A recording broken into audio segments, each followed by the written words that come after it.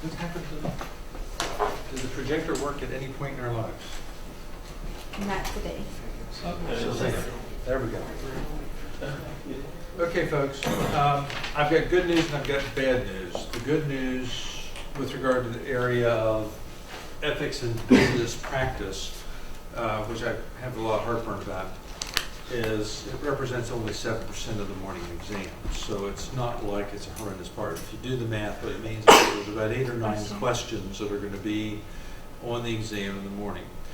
Now, there's 2 approaches to doing this. The right approach and the wrong approach would be the obvious answer, or their approach and my approach would be the other one that I usually deploy.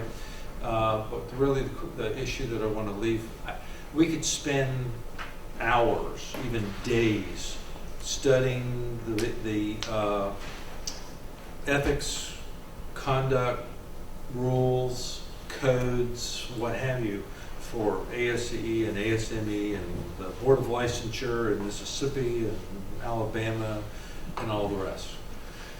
And it would do very little good because we'd be so focused on the minutiae that we forget the big picture. So what I want to do tonight is kind of frame up some basic criteria that I'd like to suggest that you think about employing, and then we'll pull that back and throw some common terminology used in this that you're probably going to see one way or the other that will have impact on your performance. So let's start off with the basics, given what we're looking at. And again, so as you see, immediately right off the bat, code of ethics. Now, anybody that knows my approach to this knows quite immediately that I don't believe in a code of ethics. And yeah, sounds odd. Yes, I'm on the Board of Licensure, and it is an absolutely ludicrous document, totally unnecessary, because what it does or attempts to do is put into law the code whereby you're supposed to live. The analogy that I would give you, I don't know who you are, and I'm not going to answer the phone. The law will always be broken, and therefore the code will always fail.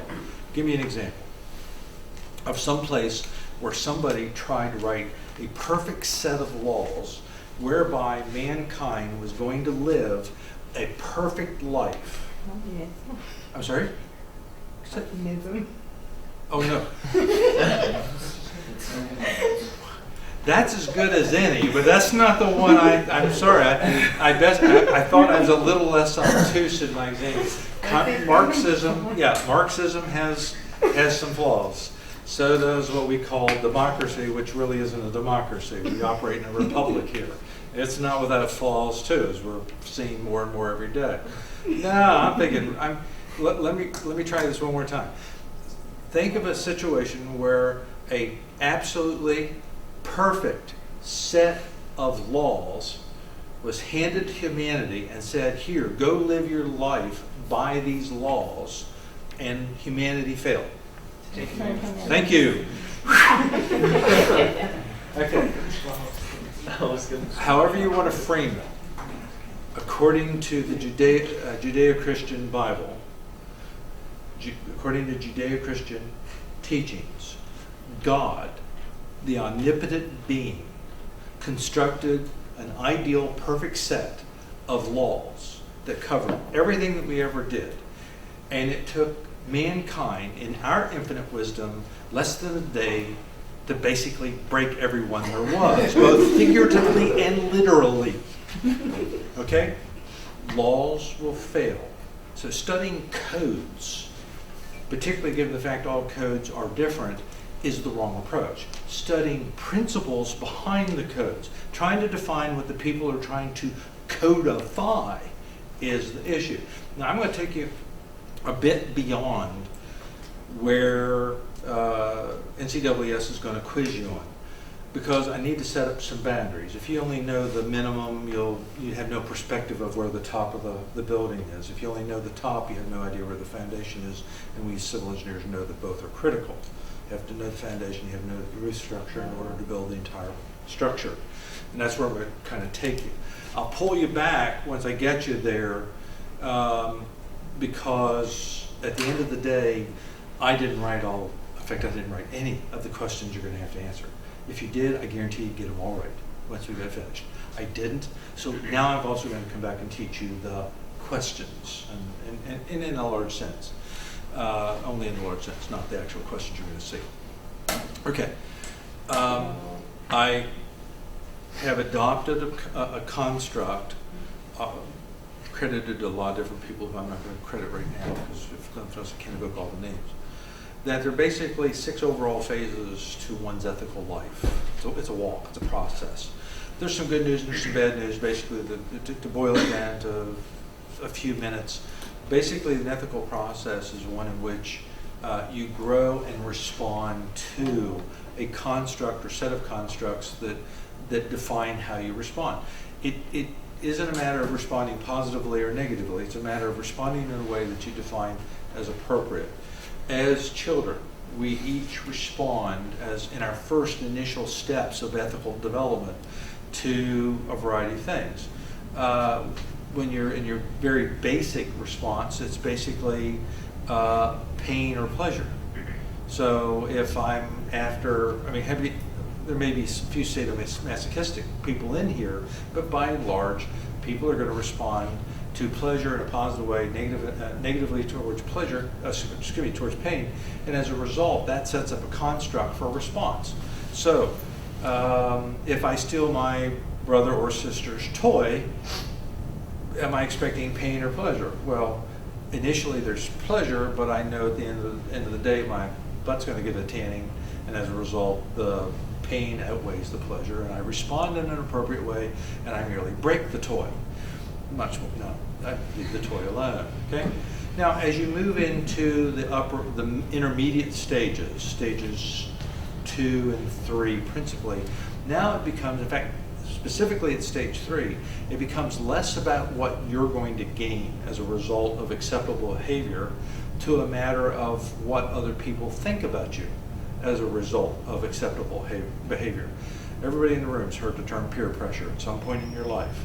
And at stage 3 of your ethical development, peer pressure is the fundamental canon. I will do whatever it takes to be accepted by the people around me. They have their own operational construct.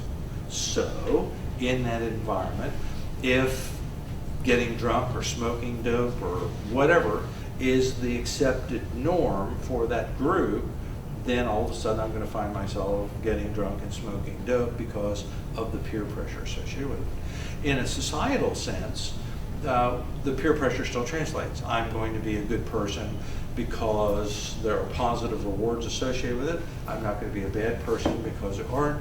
The difference now being, as opposed to being directly reflected on me, it's being indirectly or more intangibly directed in terms of the general acceptance and awards and punishments that come with that acceptance. Okay. Now, at stage 4, which is where most engineers are, this is the level where we've come to the point of realizing we need a set of rules.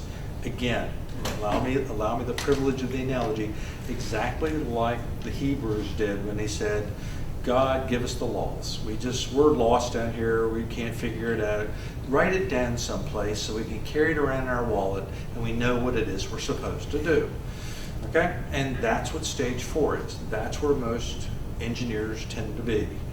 It's the nature of the beast. Okay? I'm going to design a building by a set of codes rather than use an open-ended approach that forces me to be creative in the applications of the engineering science math that goes with it.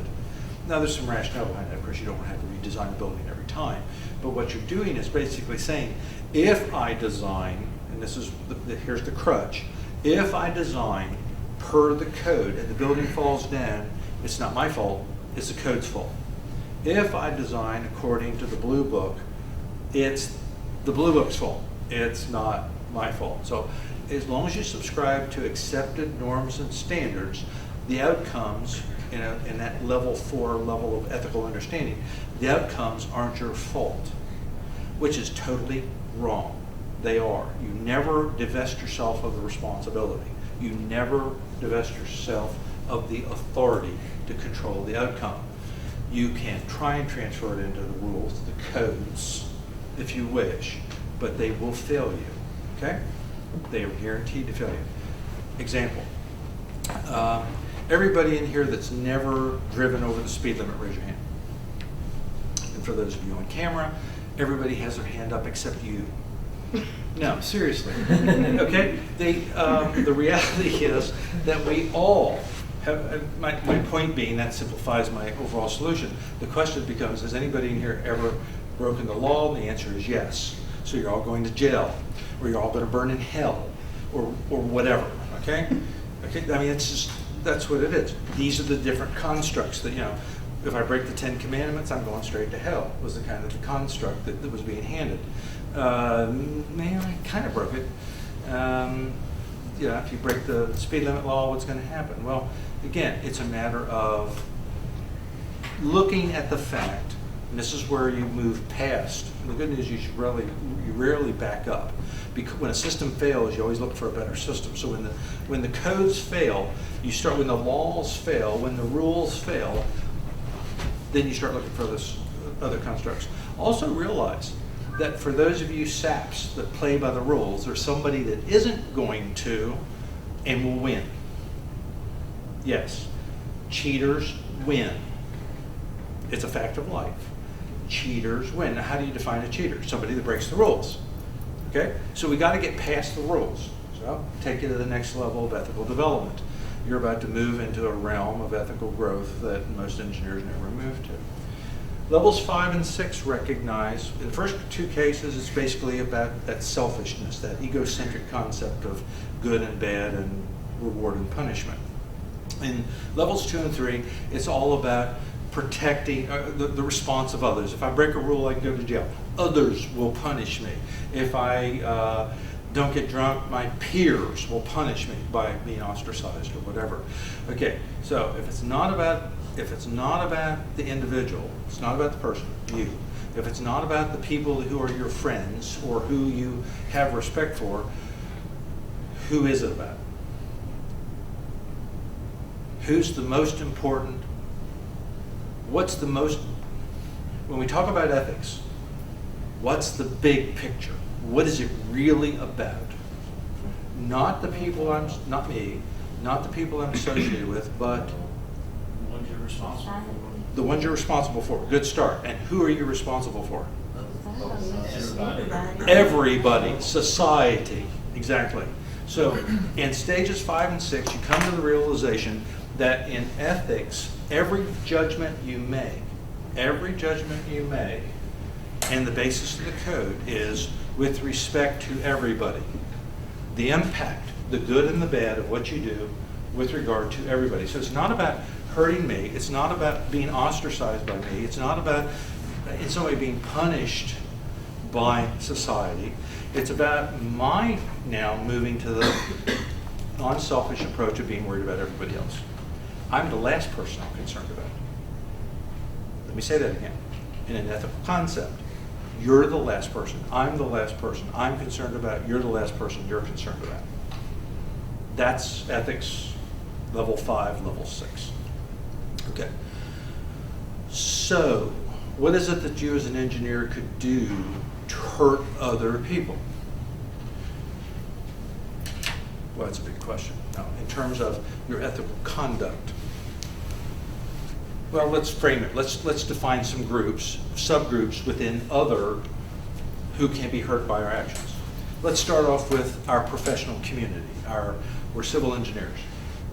We're professional engineers. Okay? People understand, by and large, that we're a professional lot. We don't see civil engineers in the newspaper routinely being represented as civil engineers and doing bad things. Okay? In fact, we rarely, if ever, see civil engineers being represented in a negative light because we're ethical people. But the point here is that if I act unethically, it will translate into damage of the profession. So first part of that ethical circle is I act in an ethical way because I don't want to hurt the profession. Okay? So I have a responsibility to the profession to act ethically. If you read the Code of Ethics, or the rules for conduct, ethical conduct in the Mississippi law, you will find under ethics 17.6 that the first whole set talks about, first off, who you're responsible to and in what regard, and then it moves on to protecting the profession. Conduct that protects the profession. What could you do? What might somebody do that would hurt the profession? Well, I gave you a couple of examples, but let me let you extrapolate from that or create your own. How could you as an individual, you're a professional engineer, what is it that you could do to hurt the profession? The reputation of the profession, the stature of the profession, the respect of the profession by the lay people, those people not in the profession. What could you do? Anybody? Somebody? Please. I'm running out of things to say. Got to stretch this out. Look over something that doesn't meet standards. Oh, again, codes and standards. Yeah, what you could do is, and let me frame it just a little bit differently, you could fail to be technically competent. You could fail to do your due diligence in the design. You could build a bridge that collapsed over the river in St. Paul, Minneapolis, and killed 24 people, I-35W. You could build a bridge in Missouri that collapsed. I don't know which one it was last week. You could build a levee system that failed and killed 3,000 people in New Orleans. We took a black eye on those things, people. And it wasn't that people acted inappropriately, it was the fact that they didn't do their due diligence, and we get a black eye, which actually in all three of those cases wasn't so much that the engineers didn't do their job, they just weren't very effective explaining how to the people that paid the bills what needed to be done to correct the deficiencies when they found them. So that's another conversation completely out of this realm. But the point is, yes, not being competent, not practicing to the best of your ability has the potential of hurting the profession. What else? Good example. What else? Oh, come on, I've got to have at least one more. Maybe you're too ashamed to admit that you've done it, and therefore you don't want to use an example. So use somebody else as an example. What could you do that would reflect poorly, or maybe let's frame it a different way. What could you do that would reflect poorly on Mississippi State? Same animal, same question. You're part of the whole. What can you as an individual do? What might you do, inadvertently or intentionally, that would reflect badly? Lie, cheat, and steal. Yeah, steal. Again, I said you don't see civil engineers or engineers in general in the paper undergoing a lawsuit or being sent off to jail. Lord forbid, not even being put to death in parchment as a result of some capital crime. We just don't do that, people. Not just because we're human beings and we know it's wrong, but because we become more than human beings. We become professional engineers, if you'll allow me that extravagance. And as a result, we now all of a sudden, we're not just responsible for the outcomes and responses and ramifications of my personal actions. I'm responsible for those outcomes and reactions and ramifications having a negative or positive impact on the people who I represent. Every day I go to work and they know I'm an engineer. Okay? That's the level. That's where we are. Okay? So being responsible, there's a whole host of other things that you can do, and we'll kind of move over into those. What else? So who else can I hurt? How can I hurt society as a professional engineer? What can I do? Well, pretty much the same thing. If I don't do a good job designing, then somebody dies. That's an easy one. Okay. So again, technical competency. Okay. Technical competency. So for example, getting into examples. If is this thing autofocus? If I get close enough, do I just become a blur? If I put my head down, does it? Anyway, the example. I've lost my place. I haven't programmed out, and I'm running the list in my head. If somebody comes to me and asks me to design, me personally, Truax, they want me to design a bridge. Now you guys know well enough, I'm not a bridge engineer. Actually, the first job I ever did was transportation, even though I was working on a master's for environmental engineering. I'm not qualified to do a bridge. somebody says, hey man, I'm gonna pay you big bucks, design me a bridge, design me a foundation, design me a house, design me a building. Can I take that job? You can't. Should you? Bring it on, come on, let's go. I mean, it's a conversation. I don't have all the answers. You're the ones who gotta take the test, I've already passed it. You could legally, but not ethically? Well, that's what we're after. Yeah, I mean, I have in the state of Mississippi, we license we license professional engineers, not by discipline, but there is an admonition that you'll find in the rules that says you can only practice in your area of competency. Okay? So, can I take it ethically? No, not if the expectation is that I am going to design the bridge. Now, as a caveat, I can take the job if I happen to be the head of a consulting firm and I happen to have 5 or 6 of you who are technically competent to do it. Or I can take the job if substantively it is a job that I'm doing a large part of it, and the structural component, I hire somebody to come in and do it. But then, how do you know that I'm the one that designed or didn't design the job? Well, we have a process, a thing called a seal. When you become a professional engineer, you have a seal that you use. That seal gets affixed to your work. It is a permanent resident on that work that represents and says the person whose seal is on here, the professional engineer whose seal is on here, has substantive and substantial knowledge to know that the design meets codes, design expectations, conventional wisdoms, conventional design practice. Or put differently, the person whose seal goes on it is saying, this is going to work, and I'm putting my professional reputation as an engineer on it. That's what the seal does. So, can I seal? I've got 3 degrees in civil engineering. I'm certified as an environmental engineer by the American Academy on a national level.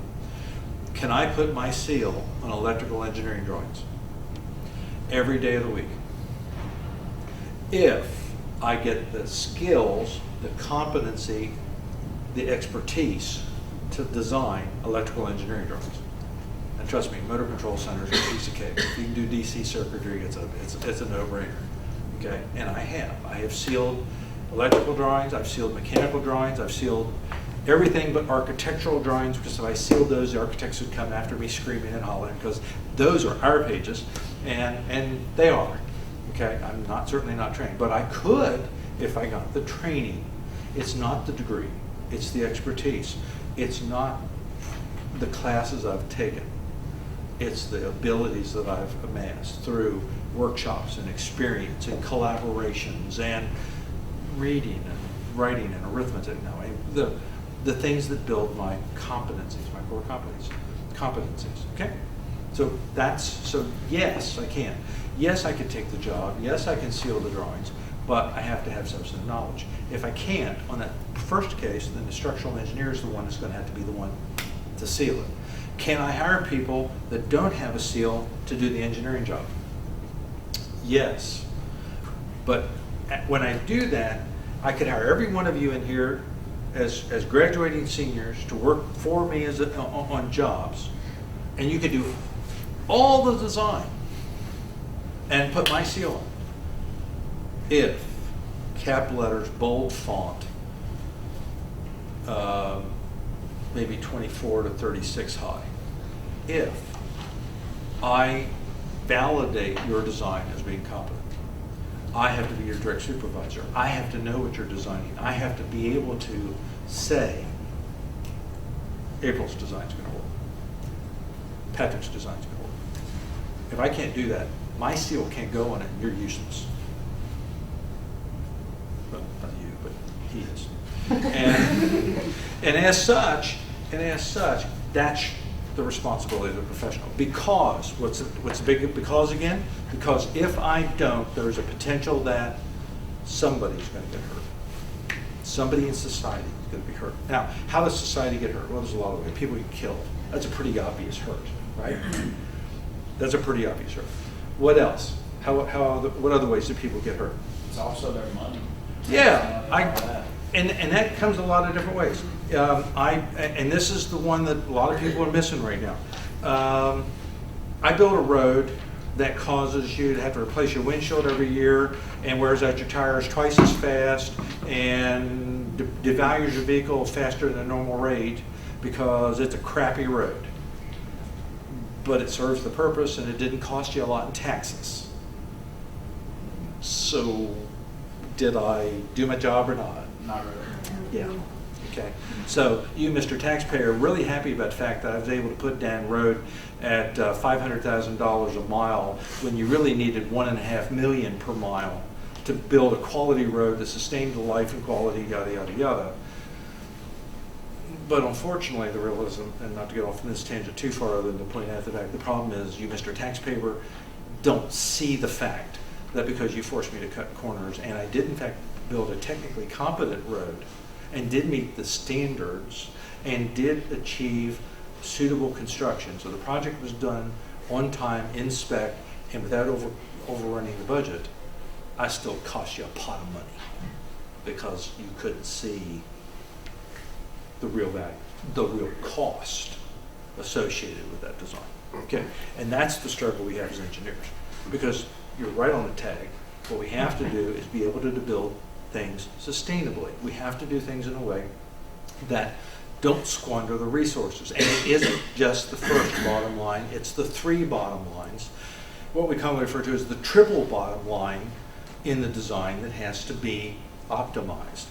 Low cost, maximum benefit, low cost, maximum benefit, maximum sustainability. Okay? That's what we're looking for, and that's what we keep forgetting. Okay.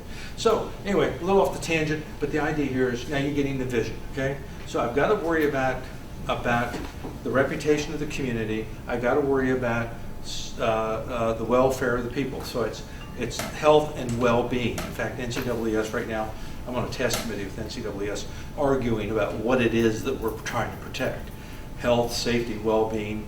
Some statutes say property. It's protecting the property. It sounds like I'm walking around with a handgun or putting up barbed wire. We need not protecting the property. You know, we need big picture words. But the bottom line: health and safety and welfare.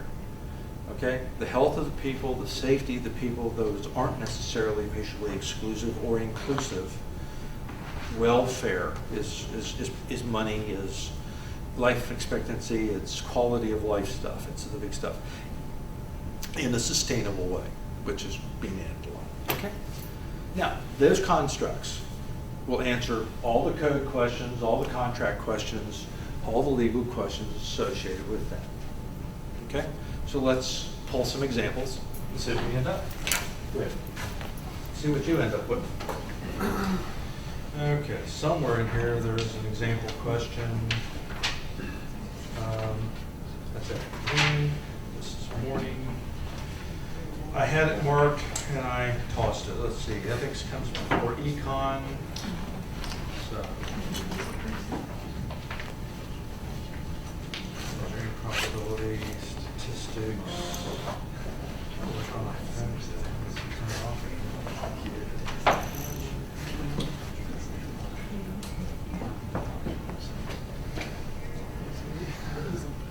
Geez, there's an index on the back. There we go.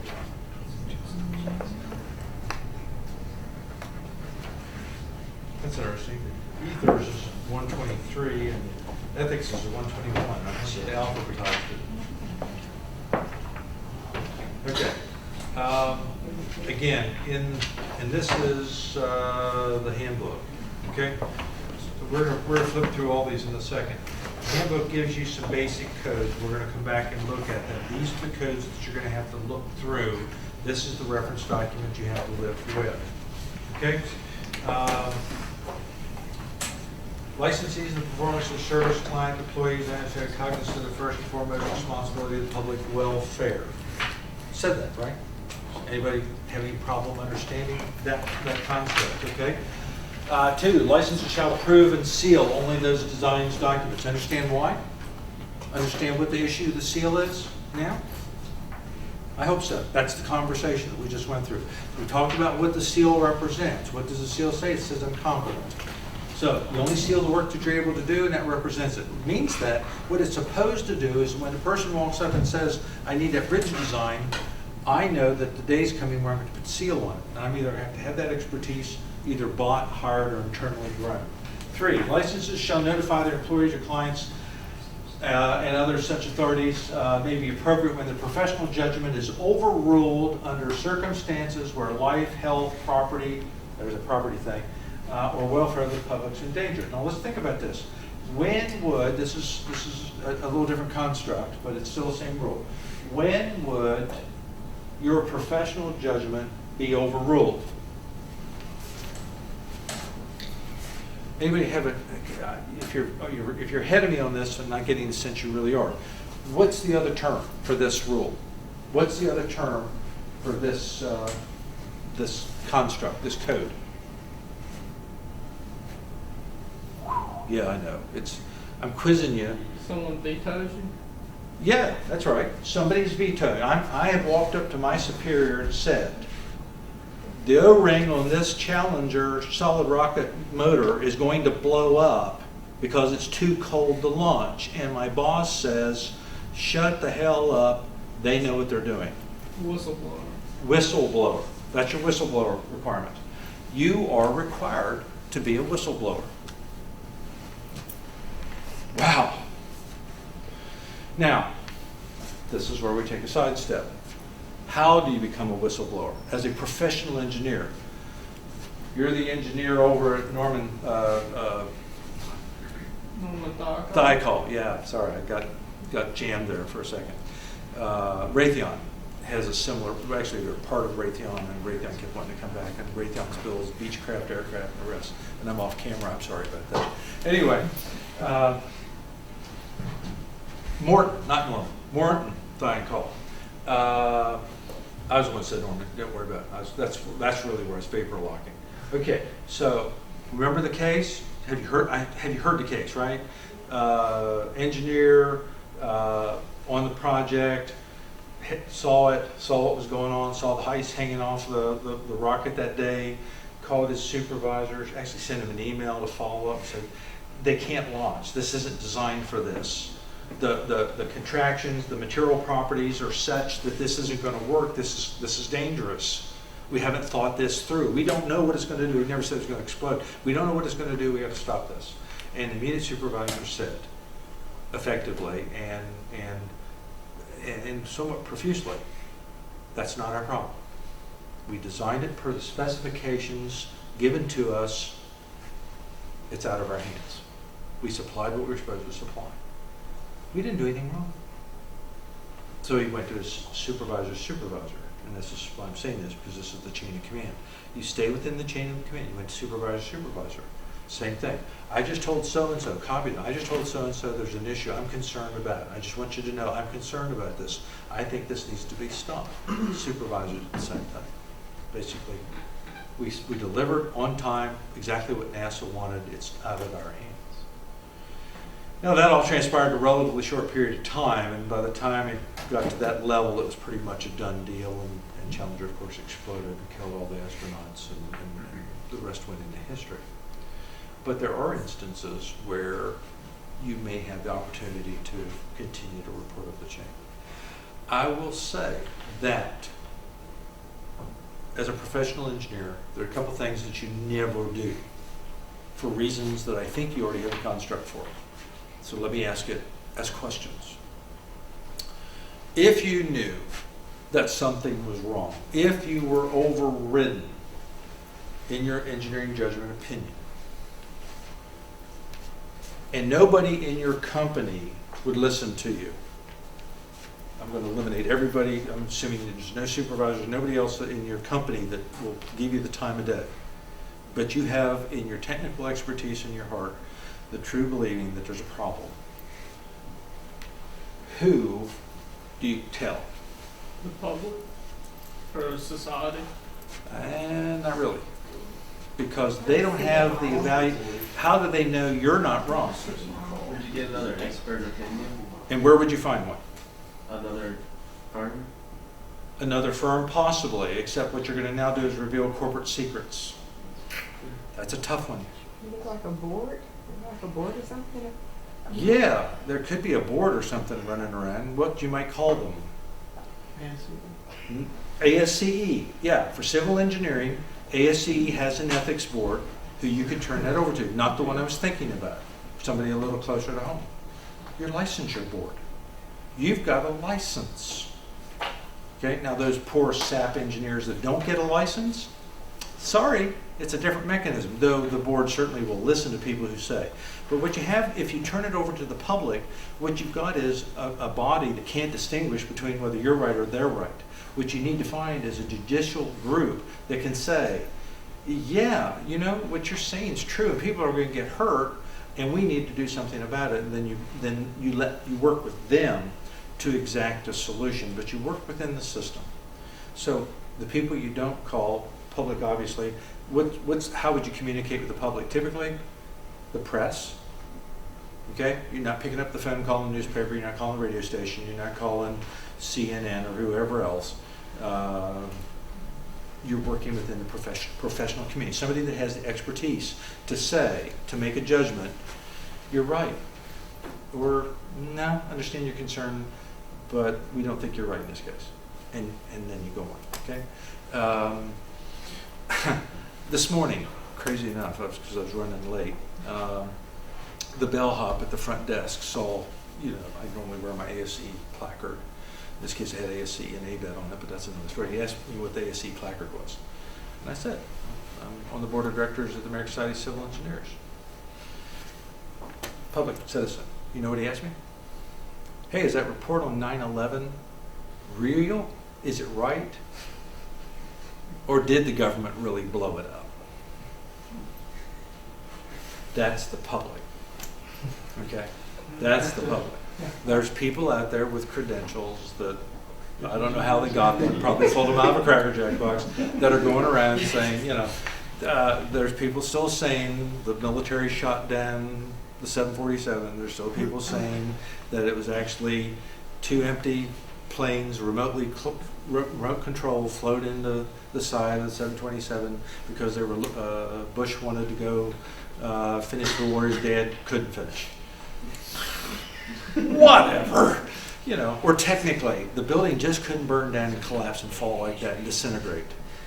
Had to be Martians. Whatever, you know. I mean, but anyway, that's the kind of stuff you're into. That's what you have to. That's what you have to do. Okay, and that's what you have. Okay, extending this beyond, we're coming up on the 6 o'clock hour. At this rate, we'll be here at about 9 tomorrow. Licensees shall be objective and truthful in everything you do. Duh. Pretty obvious, right? See, they're not saying anything that you already don't know on the basic constructs of what? Do no harm. Hippocratic oath. Do no harm. Golden rule. Treat others the way you'd have them treat you. Right? That's all this is. That's all ethics is. It's not hard until you start memorizing all this bovine fecal matter. Licensee shall express professional opinion publicly only when it is founded upon an adequate knowledge of the facts. Okay, what do you mean adequate knowledge of the facts? I can have an adequate knowledge of the facts, but I'm not competent to make the evaluation? How am I supposed to know they're adequate? So obviously I'm not supposed to speak or express a professional opinion unless I know what I'm talking about. Right? Why? Because if I go spousing some crazy thing like 9/11 was blown up by, or the World Trade Center was blown up by Martians, disintegrated through a beam, people are going to think what? The engineering commission, the engineering profession doesn't know how the building was destroyed. Now, I'm not saying you go along, but you have to have competency in what it is you're smoking that day. You've got to be competent to express your opinion. Because if you don't, somebody might believe you, and if they believe you, what will happen? Somebody can get hurt. So you have to always express yourself in a competent, professional way. You always represent yourself as a professional, and you only do it in a way that within the bounds of your competency, so that when somebody comes back and quotes you as an expert, you'll know that you're quoting somebody, that what's being quoted is in fact the correct thing, the answer. Licensee shows you new statements, criticisms, arguments, technical matters as far as parties who identify the parties who have them speaking. It's like talking out both sides of your mouth, but that's actually what it's talking about, right? You can't represent yourself as being representative of one person when you're not. You need to clearly define who it is that you're working for. I've got a wonderful videotape over in my office. It's actually a really well done videotape talking about raising questions about hazardous waste and the rules and really the standards that were being exacted at that point in time. It's become so dated I don't use it very much, but it's an excellently developed piece. The individual that does most of the narration is Walter Cronkite, who means nothing to you, but for my generation it was Uncle Walter. He was the guy that came on CBS News every night, which everybody on the planet watched, and he was the one that gave us the update about the war. It was Walter that told us man first walked on the moon. It was Walter who was broadcasting this tremendously changing part of our lives. He developed a level of trust, and putting him in front of the camera and talking about the fact that our concern, our phobia over hazardous waste was probably misplaced, carried a horrendous amount of water. But at the end of the day, Walter was just nothing more than a newsman who knew little more than what he was told and what he understood. And I trust him in that regard. In the news service business, of course, you read, you trust, and you validate, and you verify so that you dig to get the truth. I'm not sure how Walter went about getting the information he espoused that day, but I can tell you, and the reason I tell you the story is, the people that funded the film was some organization titled something roughly like the Public Organization for the Protection of the Environment. Nice friendly name, something like that. And then when they ran the credits, it was an organization that consisted of the 14 biggest petrochemical and hazardous waste generators in the United States.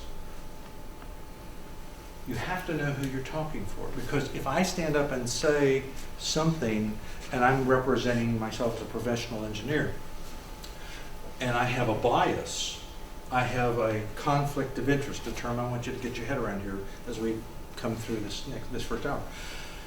If I have a conflict of interest, if I have a bias, then you need to know what it is. And we need to talk about how to express that, okay? People, when I go out and give testimony, when I go out and talk to people, I can't leave my Mississippi State mantra at home. Not because I want to, not because I need to, not because it's something I'm ashamed of, but the bottom line, at the end of the day, there are enough people in this place that knows that I'm here, and as a result, I tell people all the time, I'm not here on behalf of Mississippi State, I'm here on behalf of myself or my client or whoever it is. But at the end of the day, I got to remember that in conducting myself, that what I do, I'm carrying force. And you're the same way.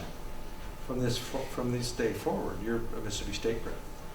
And people will look at you a certain way because of that. If you don't care what that reflection is, then you don't care. But as a professional engineer, you do care, you will care about how you reflect the profession. Okay? Because that's what we're asking for. And this is part of that process. Licensees shall not permit their names, firms, yada, yada, yada, yada, to be used by any person, business, venture, whatever, that engages in fraudulent or dishonest business. Let me expand it. It doesn't say it in our code. It actually goes as far as say, the next phrase actually says, and this is the one I usually jump up and down at the board about and pick at them about. You also can't let somebody else use your seal who isn't competent to practice. Like, I'm 100 years old and I'm not going to be around much longer, and my son really has been doing the work for the past 20 years, and he never got an education, but he needs the income, so I let him continue to use my seal. It happens. But not correctly. Okay? It's not permissible. Okay? You only allow, in fact, bottom line is you don't let anybody use your seal And you shouldn't allow anybody to represent themselves as being you or your company, because if they aren't you or your company, then they aren't bound by the same requirements and rules and codes and expectations and ethical standards that they are. So, no biggie. See, it's not hard. This isn't hard. It's thinking about why is the rule. Now, the applications and examples that they'll quiz you on make it a little bit hard. I've got it twisted because this box up here is in the wrong place. Licensees having knowledge of possible violations are mandated to inform appropriate parties. An extension of, see, we've already started repeating ourselves. This is the whistleblower's rule without the whistleblowing. Okay? The one up here was if somebody stops me from report or perverts me or doesn't allow it to go through, then here's just somebody saying you're required. So you go out and you find out that somebody's polluting the environment and they happen to be your client. What's the process?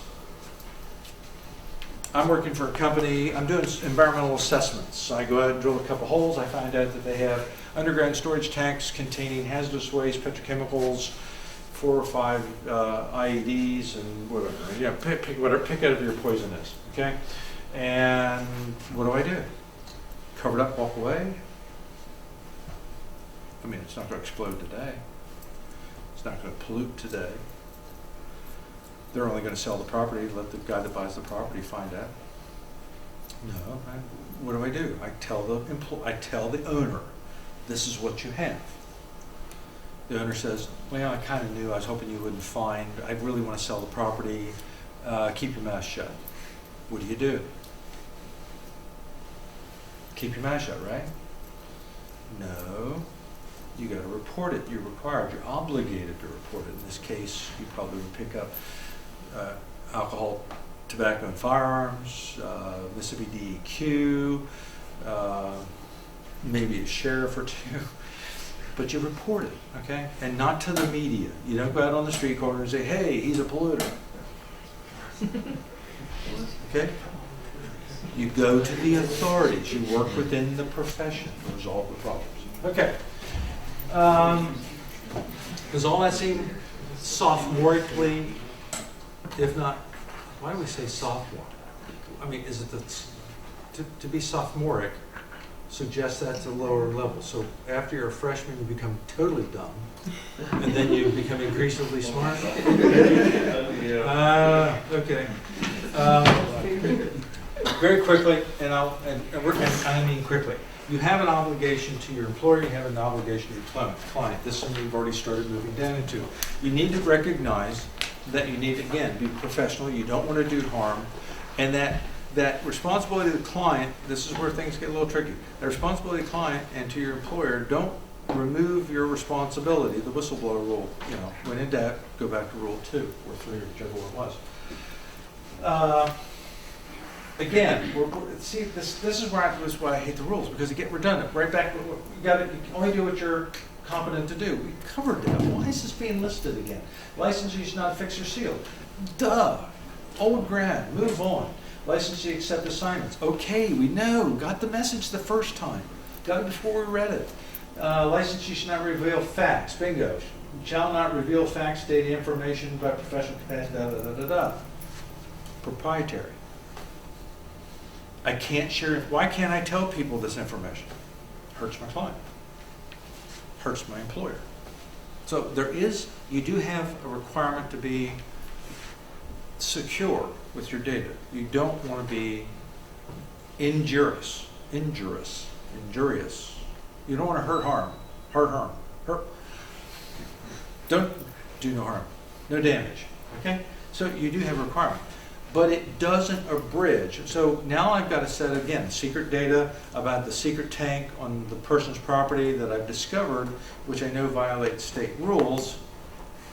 I don't want to hurt you, and I'm going to work with you to see that we get it remediated, but I also have a professional obligation to report to the state. My obligation is to tell you on the first hand, and I will work with you to remediate this, and if you will work with me to remediate this problem, I don't have to report it to the state because there won't be a problem to report, or some variation thereon. Okay? So you don't go out and share that data inappropriately. Full disclosure, sure. I was asked 25 years ago, now, almost 25 years ago, to do an economic analysis on a wastewater treatment plant by a former student. Happy to do it. I came in, did the economic analysis as required by the state. I knew 2 or 3 alternatives that I thought were better than anything the state understood. Hey, you know, cutting edge kind of stuff. So I did design estimates on those, came up with it. What do you know? One of my designs was better than everything the state could have imagined. Turned it in, said, here it is. You've met the requirement for the law. Go do what you want to do. I mean, it's all that you're asked to do. 6 months go by. I get the phone call, the one that I expected. We need you to help us do the design. I said, you know, I mean, yeah, I've got some custom knowledge here. I've got some opportunities here, but you need to know some things. The reason I have this knowledge is because of the work I'm doing, and the work I'm doing isn't for you, and it isn't for me, and it isn't for the university, it's for somebody else. Okay, that's no problem. And does somebody else have proprietary equipment that in order to make the system work, you're going to have to use their proprietary equipment? Sole source bidding. Okay? If you design this system, I'm telling you on the front end, there's basically only one manufacturer that's going to be able to provide the equipment to make it work. Okay? Permissible? Every day of the week. Because of the disclosure. They understood the process. We wrote the bid, we wrote the bids, actually, the solicitation, the bid documents, in a way that anybody could have met the standard. We met it not by specifying what size nut went on a particular bracket to hold a particular motor in place. Like many engineers, we talked in terms of how many pounds of oxygen had to be supplied in a given period of time within a certain range of energies. And if anybody could do that, that was fine. And it was part of the guarantee, and it was part of the cost estimate. If you couldn't do it, the project would be at a cost. And we did, and the company I'd been doing 3 years of development work with got the job, and we put the plan in just like we said, and it works just fine today, just like we knew it would. In fact, it's already gone to the next phase. I designed it for nutrient removal, even though nutrient removal was 20 years out, and it's removing the nutrients that we were looking for. Not bragging, just saying it's the way things are. Okay? If you need somebody to design a wastewater treatment plant, give me a call later. But anyway, but the point is, disclosure, complete non-disclosure. Licensee should not accept compensation, financial or otherwise, by one party pertaining to some project unless circumstances are fully disclosed. Conflict of interest. Okay? I'm same projects. The reason I keep going back to it, it was one of the first real life lessons in my life with regard to ethics, and it's like I said, about 25 years ago. I'm getting paid to do the R&D work. I'm actually getting paid to do designs for this other company to put their equipment in at other treatment plants. But I've got a consulting relationship with a particular consulting engineering firm where I'm designing a treatment plant which is using this process that I've somewhat developed, more modified from EPA and public knowledge and information to optimize it. And I'm getting paid from both sides. Well, here's the deal. I didn't. The deal that I had with the first company, the company that I was doing the R&D work with, was this. And it was documented, and I presented it to the person I was working with.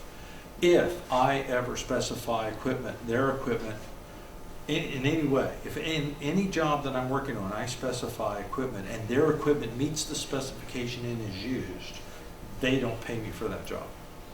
There's no conflict. In fact, if anything, reality being what it is, I'd have been better off if I hadn't done the job and they got the job, I'd have made more money.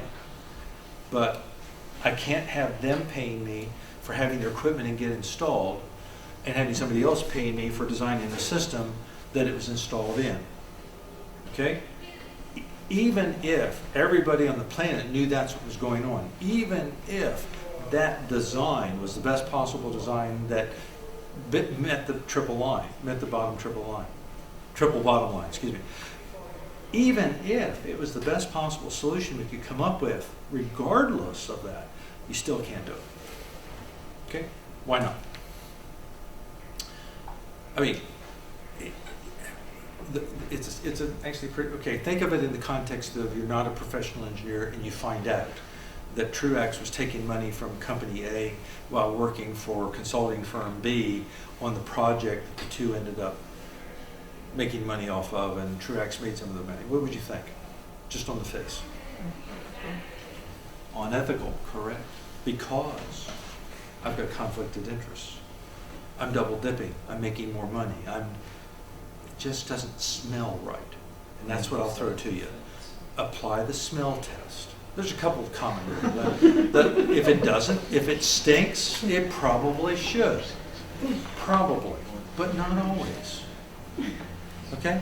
Can you drink sour milk? Is sour milk harmful? You open up that carton of milk that's 3 days past expired, you open up the carton or the jug and you smell it and it's sour. Will you die if you drink that milk? You might get sick. No, there's nothing wrong with it. There's nothing, it doesn't pass the smell test, but there's not a blooming thing wrong with it, other than the fact it may be more like cottage cheese and have a little bit of an off taste, but that's yogurt. So, I mean, there's nothing wrong with it. But you don't do it. Okay? It didn't pass the smell test. The other way of putting it is, does it pass the front page test?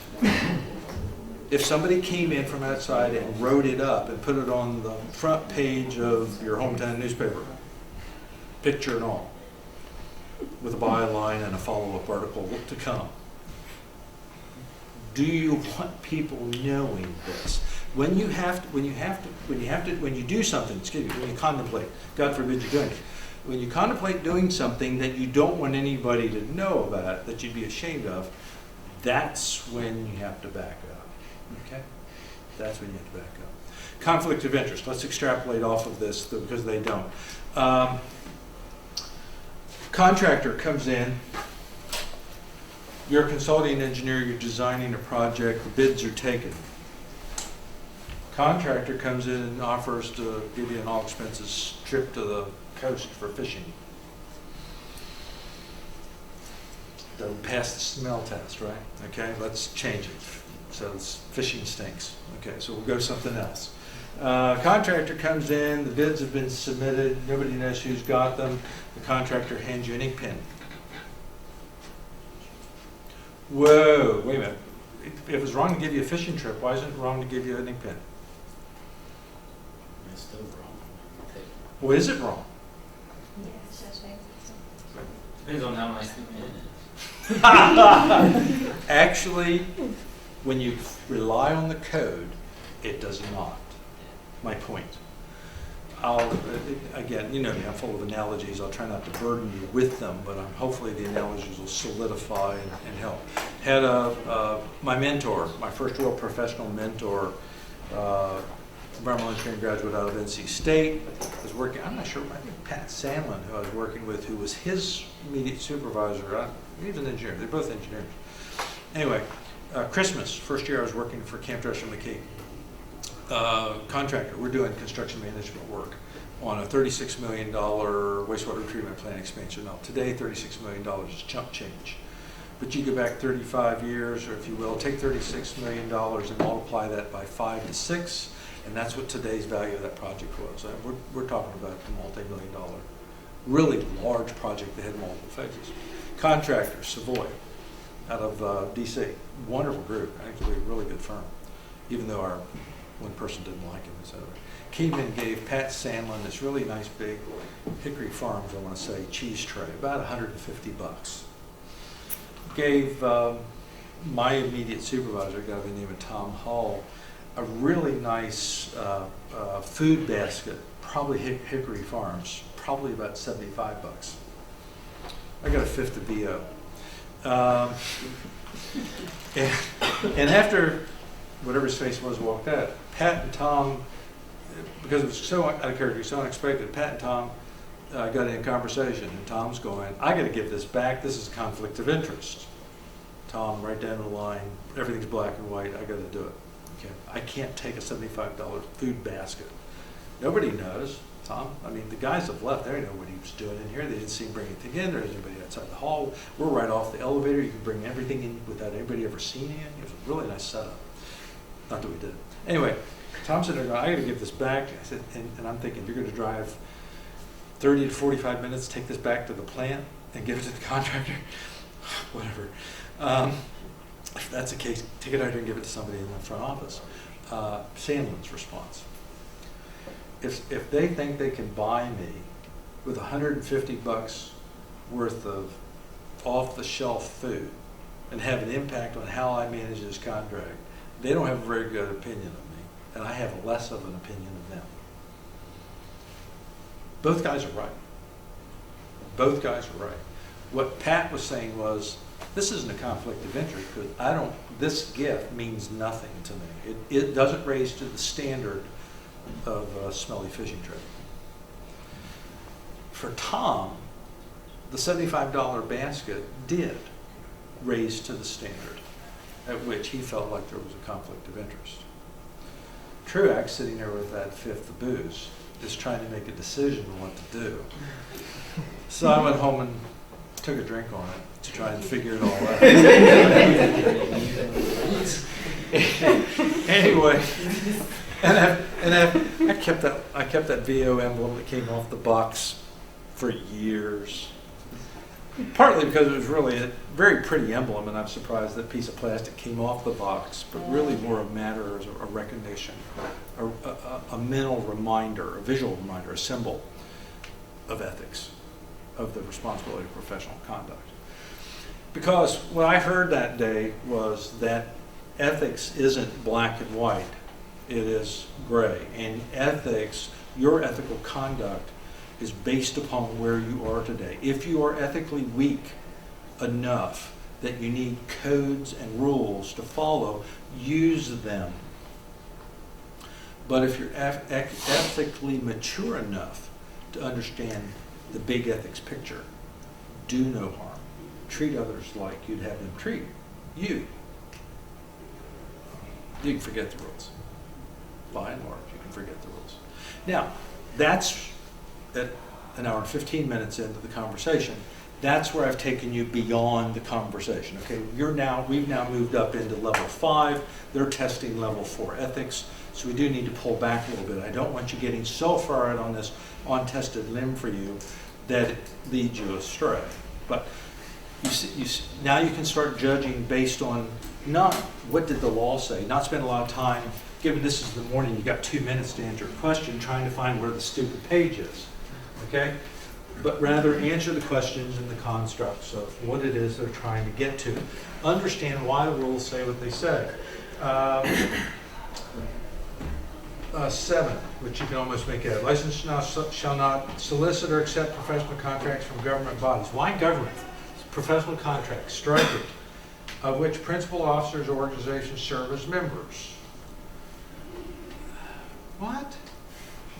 If my boss happens to be the governor of Mississippi, why should I not have a contract with the state of Mississippi? Okay? Well, there's a perception potentially of conflict of interest. Okay? If I'm a consulting engineer and I have a construction firm on the side and I'm hiring my own construction firm to do municipal work, does it pass the smell test? If it doesn't stink, it's certainly not, eau de cologne that we're listening to smelling. So, yeah, see, but there are ways of doing that ethically. Disclosure, what have you. Okay. Obligation to others, you're going to see the same thing repeated again. Okay. Now, let's see if we can run through the questions quickly in the 15 minutes or so that are left. Morning, there are ethics questions here. I just have to find them. They're easy to answer. Morning session. Okay. And it's before that, it's after that, and it's before that. Is that empathy or empathy? Here we go.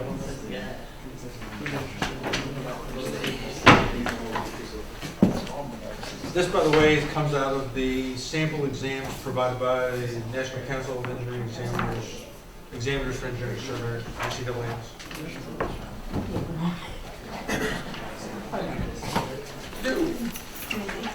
ABC. You're testifying as expert witness in a product liability case. Do you need to be a professional engineer? Yes. At least in the state of Mississippi. Albeit, you don't have to be a professional engineer for the judge to qualify you to be an expert witness. If your testimony is given as an engineer in the state of Mississippi, you will be fined upwards of $2,000 and reported to your home licensure board if you don't have it. That's a piece of Mississippi law. Because you're representing the engineering profession. You need to set yourself above and apart. Let's see. Testify as an expert witness in a product liability case should what? Answer as briefly as possible only those questions posed by the attorney. Provide a complete and objective analysis within their area of competency. Provide an evaluation of the character of the defendant. Provide information on the professional background of the defendant. Provide an evaluation of the character. Does that sound? Let's narrow these down to the simple ones. By the way, I always ask this. I guess somebody maybe has already. How many people here would like to take an exam where all of the answers are given to you ahead of time? Anybody? Yeah. Well, this is what the exam is. The answers are there in front of you. You just have to figure out which one it is. Okay. And by the way, on the math problems, if you were guessing, if you in fact did work backwards, and it's easier to do in the afternoon than it is in the morning because the time's so short. If you were to work backwards, what's the maximum number of attempts at working backwards should you ever have to do to come up with the right answer? 2. 2. Because? So what will be your, out of 4 possible answers, what's your first guess? B. Well, I like C better because it's got a higher probability, but that's fine. You like to do B and find out you're wrong, go for it. And if B is it, you got it right, life is good. If B is wrong, and obviously the lower, smaller answer is it, then you don't have to rework it. And of course, then if it's a larger answer, you'll have to work it one more time. C or D is going to be right, whichever one it is. So you should never have to work the problem backwards twice, which, and some problems you can do in 6 minutes. Okay, simple rule of thumb. Okay, would you ever, as a professional engineer, evaluate somebody else's character on the stand or not? No. No, that's not real professional. I think that's a pretty obvious one, right? Provide information on the professional background of the defendant. They went to Ole Miss. I went to Mississippi State. Nah. I mean, obviously that would certainly disqualify them from ever doing anything. But no, of course. What are you doing? You're impugning somebody else. You never harm the other person, even if they deserve it, like the people up at Ole Miss. So actually, the Ole Miss people don't deserve it. It's people at Jackson State that deserve it. But anyway, or whatever. Okay, so providing the information on a defendant, that's not what you're there for. You're an expert witness giving testimony as an expert, as an engineer. So you're giving testimony on engineering matters. So that narrows it down to 2. Answer as briefly as possible only those questions posed by the attorney. Damn straight. Absolutely. I took training from the U.S. Attorney General on giving testimony in both federal and state court on environmental engineering cases. And the very first thing not the first thing she said to me, but one of the things she said to me early on in the training process was, answer shortly, briefly, and only what's asked of you. And when the lawyer stands there and stares at you like you haven't completed your thought, and you have, keep your flaming mouth shut. The worst thing we engineers do is we fill that silence with more information, and what they're doing is they're fishing. So answer number 1 is in fact the correct answer, except number 2, provide a complete and objective analysis within your expertise is also a correct answer. So here, folks, you have the perfect example of why the likelihood of you getting 100% of the ethics questions on the FE exam correct is almost non-existent. Because they have just given you 2 correct answers, and you're now obligated to answer one of them. Serious or heart attack? This is the problem with the exam.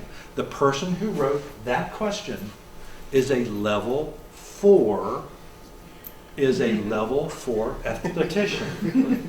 Esthetician. That's those people that, you know, you go to the day spa and they do their nails and, no, anyway. What's the correct answer? What is the correct answer? B. B. A is technically correct, but because they're all enamored with the idea of professional engineering, they're wanting to make sure that you know this. I think Plug the camera. Oh, shoot. I guess we're not here. Make me see his wrench. Why is this in here? No wonder nothing smells fishy.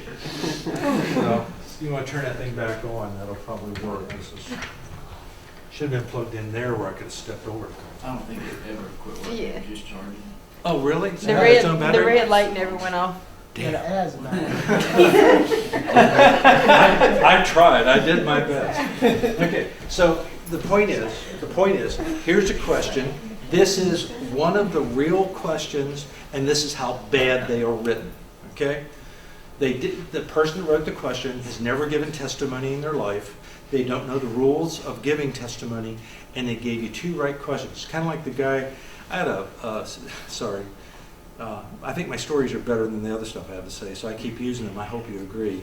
You have no choice, but I hope you agree. I was taking my qualifying exam, not my qualifying exams, my comprehensive examinations for my PhD. Well, it was a trip and a half, but anyway, had a member of my committee was from industrial engineering, and he was the guy that was there because of my statistics background.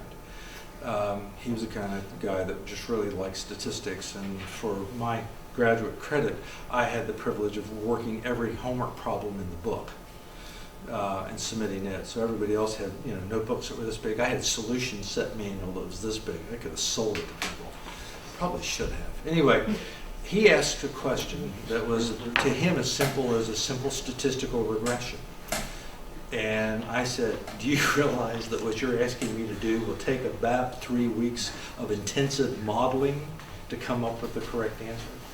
To which he said, no, I didn't understand really what I was asking, so this is your question. So anyway, when you get to this, when you think it through, we picked up on the fact that there's 2 correct answers here. You're still going to have to pick one. Think about what they're trying to test you with, okay?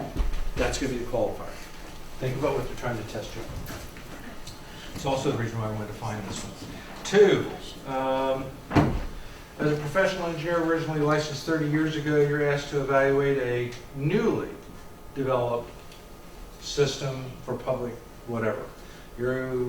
Can you accept the responsibility? Or you may accept the responsibility if you are competent in the area of modern control systems.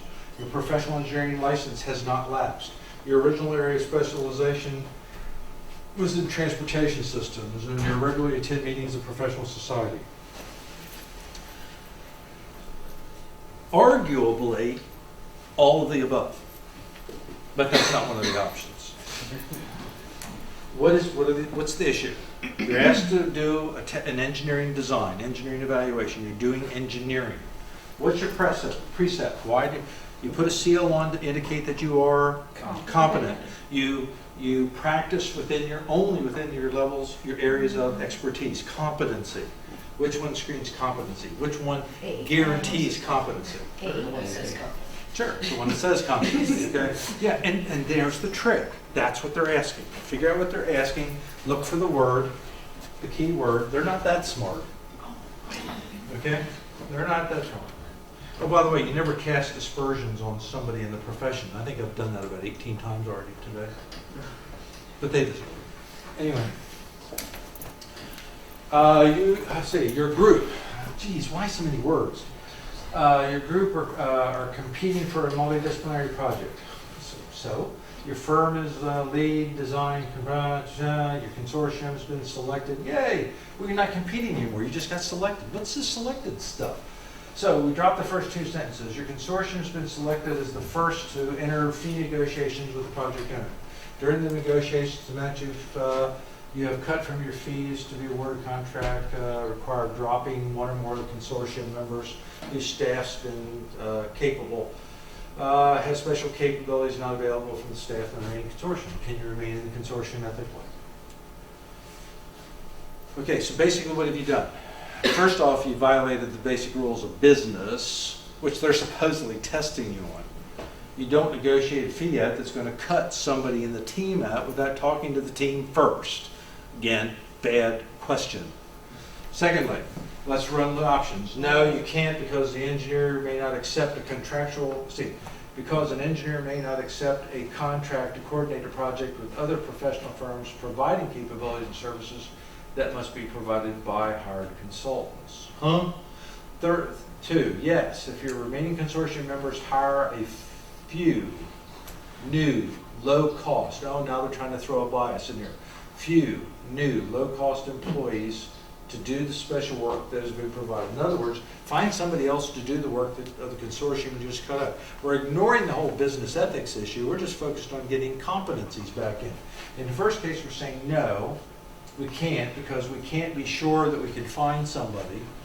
When we find somebody the first time, why can't find somebody the second time? Two, yes, I can, but I'm going to find somebody, but I'm just going to pay him cheap wages, probably a college student. No, if the owner, no, not if the owner is left with the impression that the consortium is still fully qualified to perform all the required tasks. Ooh. And then lastly, yes, if in accepting the assignment to coordinate the project, a single person will sign and seal all the documents for the entire work. Okay, what's the obvious stinker in the pot? D, yeah. D just smells to high heaven. Okay, you're not revealing, you're hiding it back. One person's sealing for everything. Is that possible?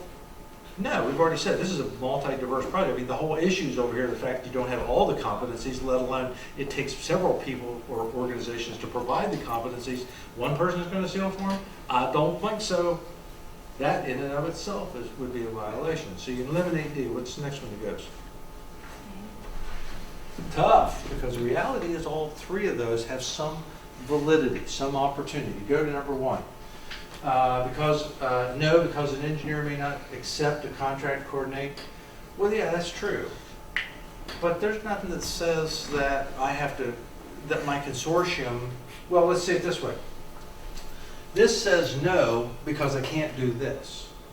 This says yes because I can do this, but this says I can't. So these are mutually exclusive. So it's not both of those.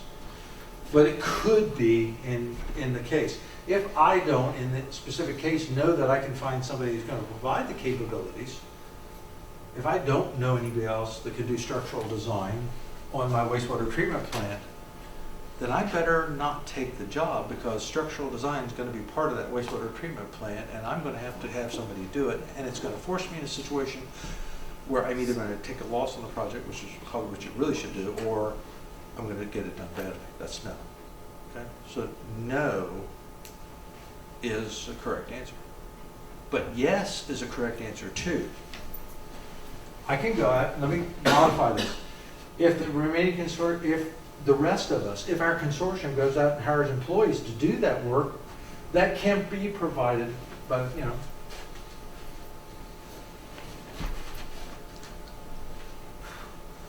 the presumption being these low-cost employees can do the work, right? What's low cost got to do with it? Nothing. Now, I'm going to have to negotiate with the employee. So again, we're ignoring the business law part of this whole thing. However, I will tell you that their bias they're trying to plant on you is right here. They're trying to chase you away from that answer. They want you to think that that's a bad solution. Now, are they playing a trick or are they leading you to the right answer?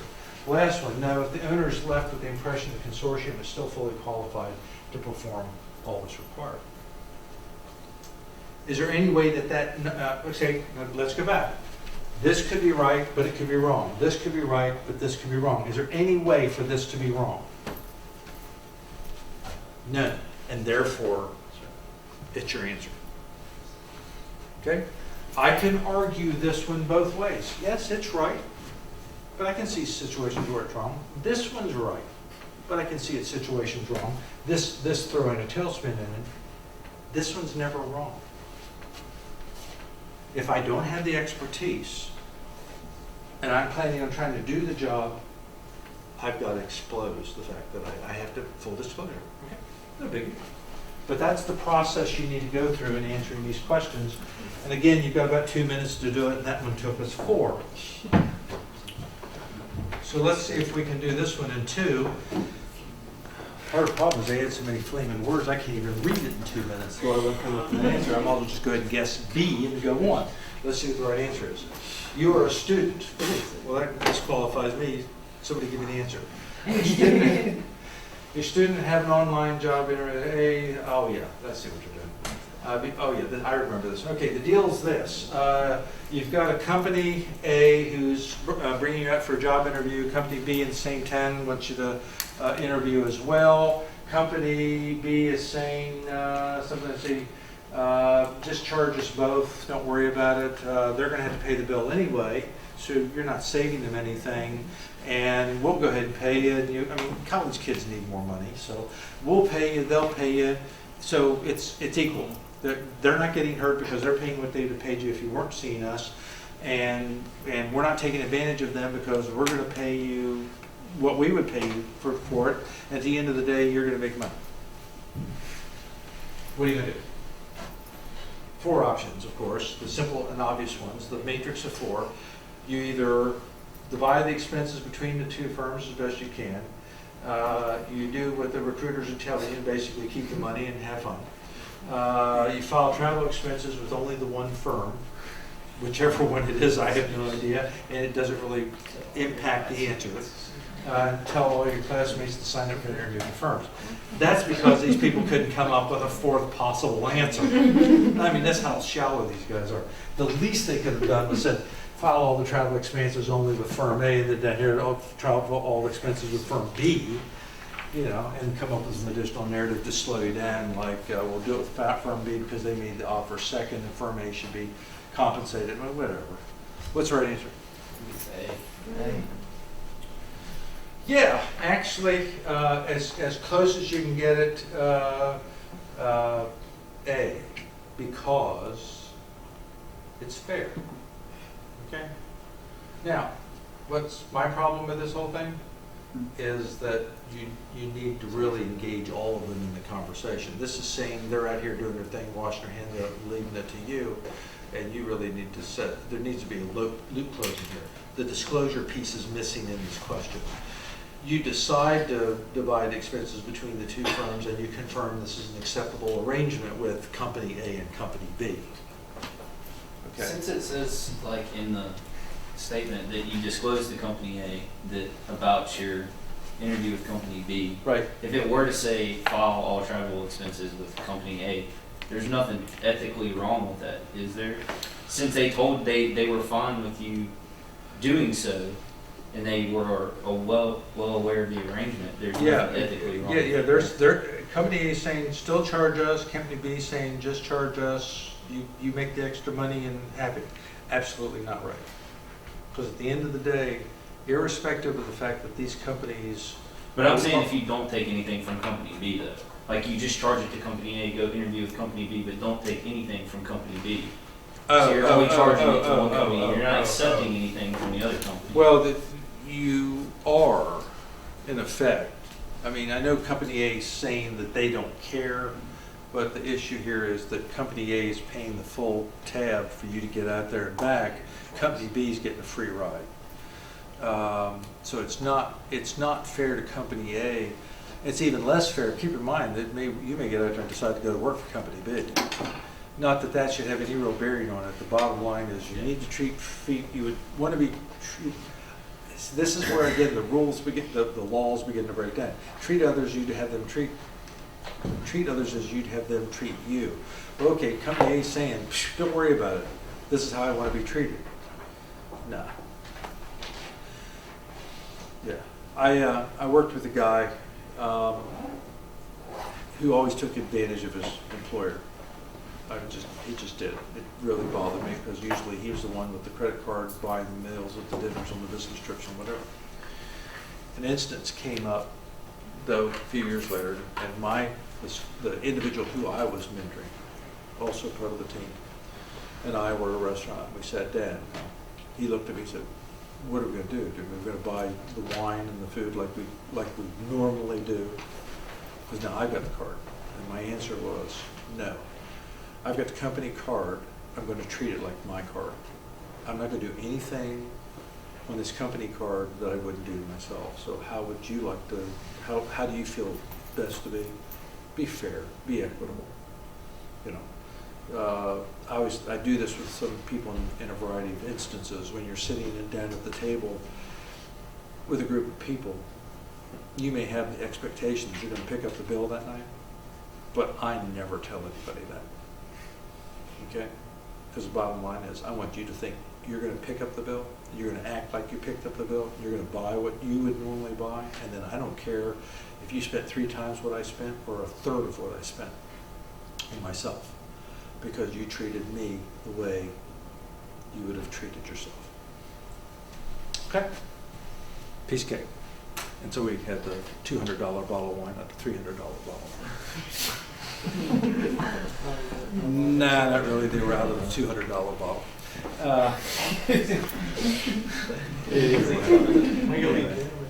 I seriously, this other guy, I have sat there and seen him say, "I don't care what it is, bring me the most expensive bottle of wine you got in the house." I'm going, why?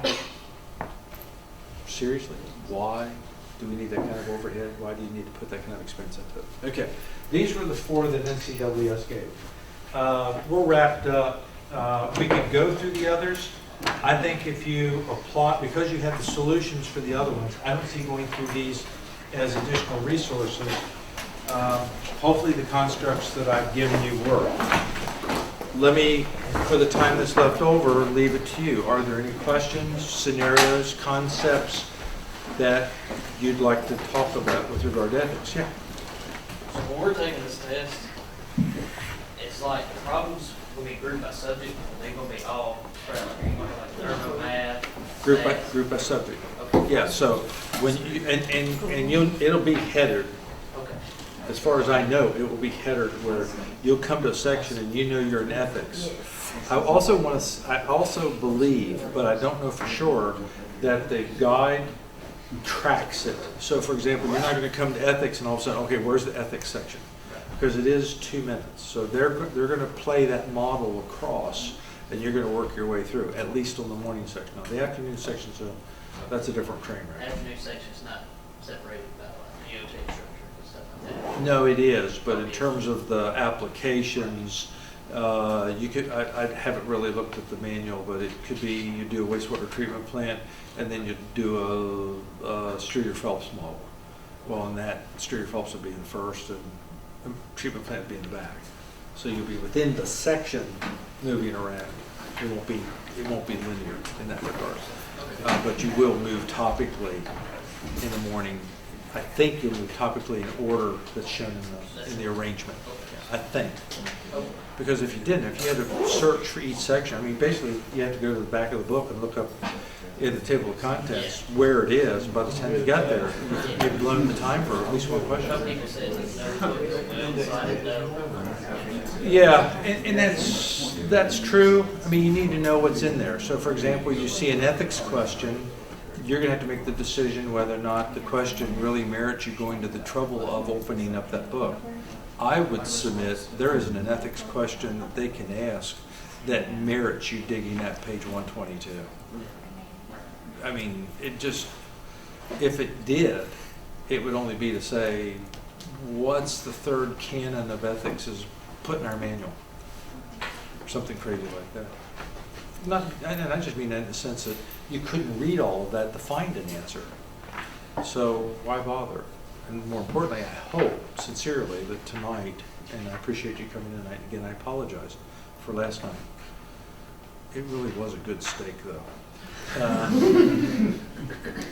But it was not a stout. I told the guy that waited on me, I said I wanted a stout. He swore it was, but it wasn't. I know the difference between a good stout and what he gave me.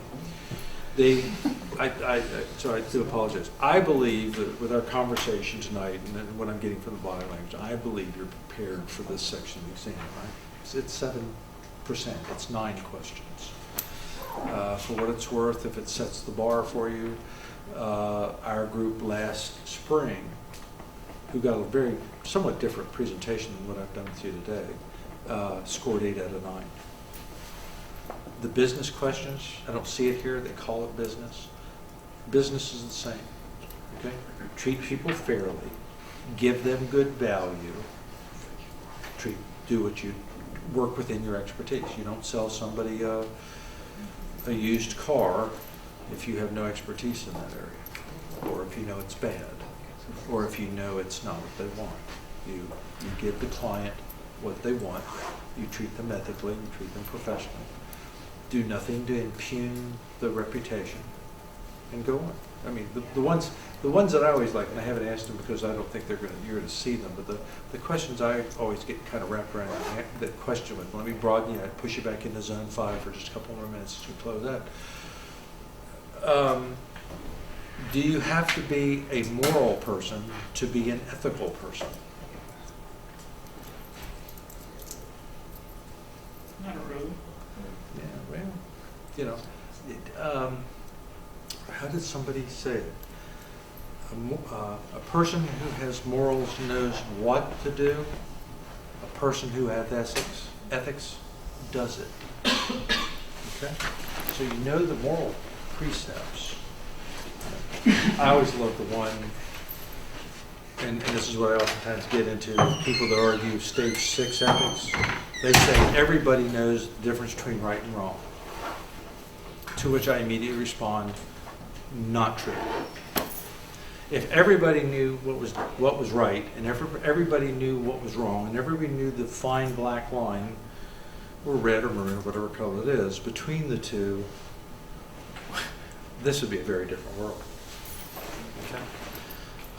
Can you be ethical without being moral?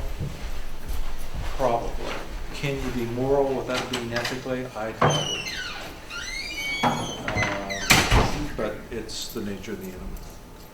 Okay, and you can extrapolate that anyway. We started out with the connotation of breaking the speed limit.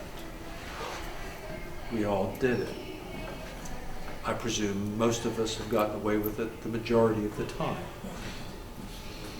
When you haven't gotten away with it, I hope you realize that what that was payback for all those times that you didn't get away with it.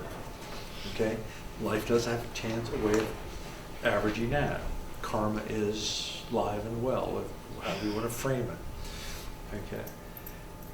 Going back to the gradations, bless you. Back to the gradations. We didn't ask the question, did you break the speed limit by 1 mile per hour or 101 miles per hour? The fishing tripping pin analogy. At some point, breaking the speed limit is ethically wrong. At some point, not so much. Okay? Good deal. Have a great break. You guys be safe. Okay? And exam's Friday, right? I mean Saturday. Exam Saturday. Kick butt. You know what? I look like crazy, so we just have to know this. Yeah. Okay. You just gotta memorize something. Okay, I was making sure I wasn't looking at If it talks about the void ratios, the change of void ratios, and you can derive that from the Casa Grande curve. Okay, I've seen a lot of different ones. You know, the curve has like, I was like, am I missing this equation? Thank you, Dr. Truax. Thank you. Thank you very much. Yeah, you can remember. Okay.